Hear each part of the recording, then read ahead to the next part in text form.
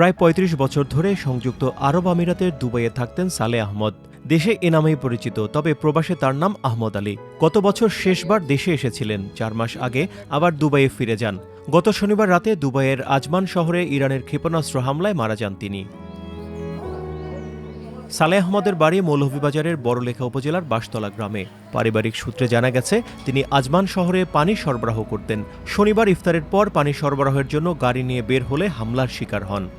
ইফতারের পরে পানি ডেলিভারি লইয়া গেছেন, ওই জায়গাত ঘটনাস্থলে ইরানের মিসাইল আঘাত করিয়া ওনার মৃত্যুবরণ করেন। আমরা বাদে যোগাযোগ মাধ্যমে খবর পাই। ওনার ছেলেমেয়ের ধৈর্য ধারণ করার তৌফিক দান করতে আপনারা সবাই দোয়া করতেন। সালেহ আহমদের স্ত্রী, ৩ ছেলে ও ১ মেয়ে দেশে থাকেন। ২৭ ফেব্রুয়ারি শুক্রবার সবশেষ স্ত্রীর সঙ্গে ফোনে কথা বলেন। পরদিন শনিবার রাতে আসে তার মৃত্যু সংবাদ। তার মৃত্যুর খবরে বাড়িতে এখন শোকের ছায়া। শোকাতুর পরিবারের দাবি, সরকার যেন দ্রুততম সময়ে তার লাশ দেশে আনার ব্যবস্থা নেয়। সরকারের দাবি আমার লাশটা তাড়াতাড়ি দেশে নিয়ে পৌঁছাইতে।